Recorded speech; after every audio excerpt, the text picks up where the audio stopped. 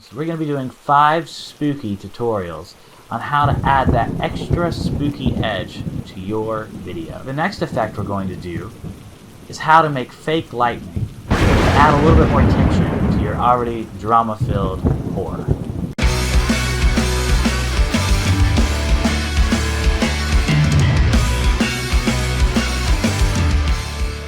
So we're inside of Vegas Pro 17 here, and you should be able to do this on pretty much all copies of Vegas. I can't really think of one that I've used since version 5 that couldn't do this one. So it's pretty simple, and movie studios can do it too. There'll be a tutorial on that as well. And we're going to drop in a few sound effects because sound effects are the most important part of this.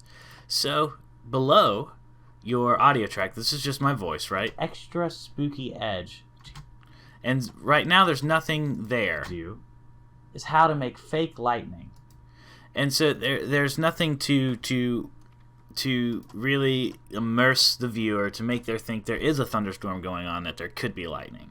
So the first thing you got to do is just introduce that subtle background. So I would just grab a heavy rain clip, some rain from I got this from the YouTube audio library, and just throw that in a track below it and listen to it. Add that extra spooky edge to your video and see how it sounds with your audio, if it sounds kind of like believable. This one's too loud, I know that, so I'm going to turn it way down and we'll listen again. The fact we're going to do is how to make fake lightning. Still not quite subtle enough. I'm going to turn it down a little bit more, and I'm turning it down with the gain, not with the volume. I think you can do it either way, but there is a little bit of a difference. So if you're wanting a bit of a different effect, you might want to try volume instead. Is how to make fake lightning to add a little bit more tension to your already drama-filled horror. So notice that does how to make fake change the overall leveling, right? So I pre-rendered this little segment here, and because of that, it's got all my audio editing, and this was kind of right here. It was peaking. It wasn't peaking at all. It was hitting right at the top of the meter at the loudest part. Now, with adding the rain, it created a peak. So that's something to watch out for when you're adding extra effects, is you don't want things to peak unless you're being extremely intentional about the peaking, and we're about to talk about that in a second. But this little audio meter here is your friend. So the next thing we want to do is add in some distant thunder rolls. I just got this sound effect also from the YouTube audio library, and this is just some gentle thunder to mix in. We're going to be doing 5 spooky tutorials on how to add that extra spooky edge to your video. The next effect we're going to do is how to make fake lightning to add a little bit more tension to your already drama-filled horror. There we go. There is some rolling thunder to kind of give the storm some believable depth. If it's just random lightning, it'll be like, oh look, injected lightning. So that's an important thing. And the next thing is the thunder crack, and I want that to come at a very important time. So I want to say lightning, and then I want the thunder crack. Lightning. Okay, and I kind of knew where that was going to be because I've already edited this a couple of times in preparation, but let me double check, make sure. There's where I say the word lightning. How to make fake lightning. So that's lightning, and you can't see the waveforms, but that's the ning hangs out there. And then, so I kind of want the thunder crack to come just a second, like a bit later. Lightning. There we go. And so this lightning, though, this thunder crack sound effect also came from the YouTube sound effects library. I want to give it the feeling that it's close. It's very, very, very, very close. And this doesn't sound close. Add a little bit. So if your sound effect isn't perfect, close things are bassy. Far away things are not bassy, so you need to go to your... you can do this in an audio effect by right-clicking and adding in real-time or non-real-time audio effect. I'm just going to do it in the track because, to me, that's the easiest way to get to it. Just go to track effect, and that will do everything on this track, which is only the thunder crack for me. And that opens up this window here. I'm not going to put any compressors on it. Instead, I'm just going to go to the track EQ, and I'm going to raise the bass like a crazy amount, and let's see how that sounds.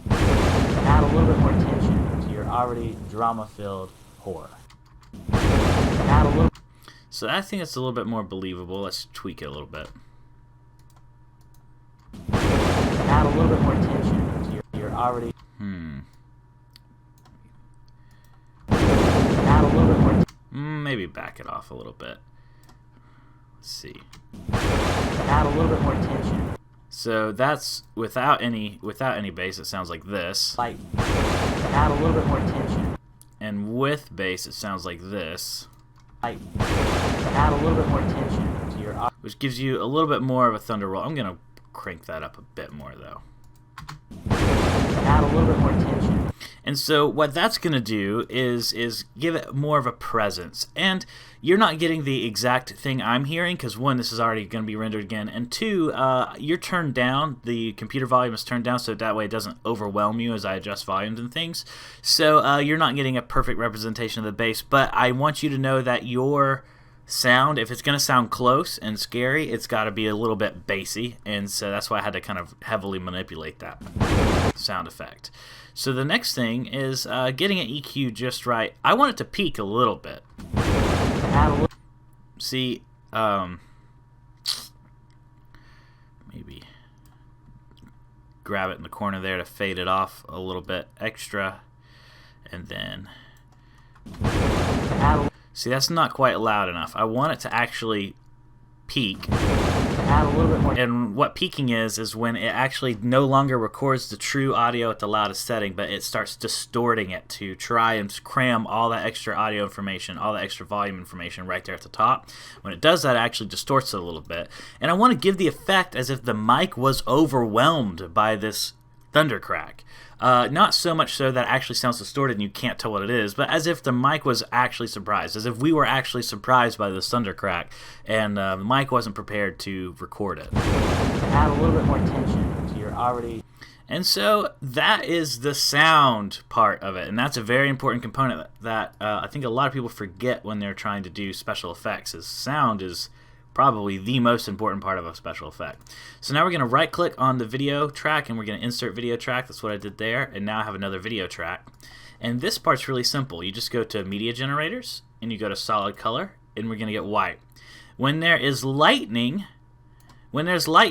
there is an overexposure of the camera. So that's what we're simulating. We're not simulating that the camera we're not simulating the lightning bolt coming down, or we're not simulating extra light, because if we were going to do that, it would have been better to do that as a practical effect, where I actually had someone flash a light and added the thunder sound effects in later. But that can sometimes not look as good either. And so what I'm going to do is actually add one frame of this white media, right? So I just grabbed some white media. It comes in as a 16:9 aspect ratio by default, and that's going to fill up the entire screen with a white frame. And I just want one frame of it right here at the thunder crack. So I want it to almost precede it. So you go frame by frame, right? We're zoomed in so much that we're going one frame at a time. And I want right here, right at the very beginning of the thunder crack, for everything to white out. Now, that's only one frame, and I want it to be a lower opacity too. So I want to be able to see through the white. I don't want it to be as if the white is just suddenly there. That's going to be too much. But just make it as it seems as if the whole thing got overexposed for just a second, just to trick your eye that there was a flash of light. And so that's a little unnatural still, because there's only one flash. Lightning, as you know, kind of has a couple. I didn't mean to hit that. I meant to hit... oh, yeah, I did hit Control S, but that's because I'm not actually saving this one. So I don't need to do it. So we're going to add in another one. And again, you just cut this down. And you can maybe make this one 2 frames and fade it a little bit, and then drop the opacity again by grabbing the top of this slider here, and make this one not as bright. Make it even less bright. So as you arrow key through it, frame by frame, you can see flash, flash. And so now let's watch it with the thunder crack. Add a little bit more tension. And notice that I left only one frame gap there. I feel like if you leave 2 frames, it feels too mechanical. Add a little bit. Even though you might like that better depending on your sound effect. So part of it depends on how your sound effect goes, is what you're trying to match, and what kind of works with your scene.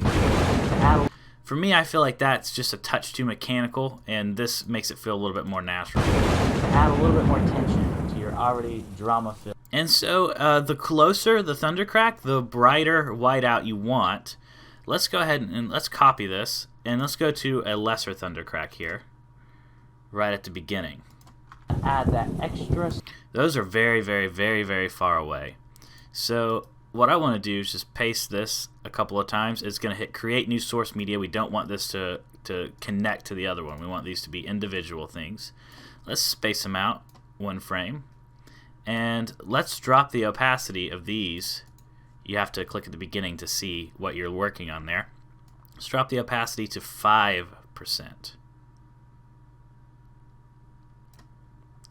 on these. There. So now let's watch it. How to add that. Look at that. Just like a little light flutters in How there. to add that. How to add that. Hang on, I missed it that one time. How to add that. And so it's kind of got this rolling thunder look. Let's do it again. Let's copy, paste, and then copy, paste, paste. Space it out by a frame. How to add that extra spooky edge. Look at that. So there we go. So that is the simulating a thunderstorm. We got all the rain, and we got the thunder, and we got the light overexposures that'll happen as we're filming during a thunderstorm. Add a little bit more tension. And so there you go. It's a very simple effect. You can do it in both Vegas Pro and movie studios, and it could be something that just adds a little bit more interest to your scene. Remember to be subtle. Be subtle with your sound effects. Be subtle with these light flashes. This isn't too jarring. How to add that extra spooky. But this in the wrong section with the wrong amount of overexposure Add a little bit more. could be very jarring. So keep that in mind. Keep creating. Let me know if you make anything with this. Comment down below. Comment if you got any questions, and I'll see what I can do for you. We got 3 more spooky tutorials coming up, so thanks for watching. I'll see you next time. Happy Halloween.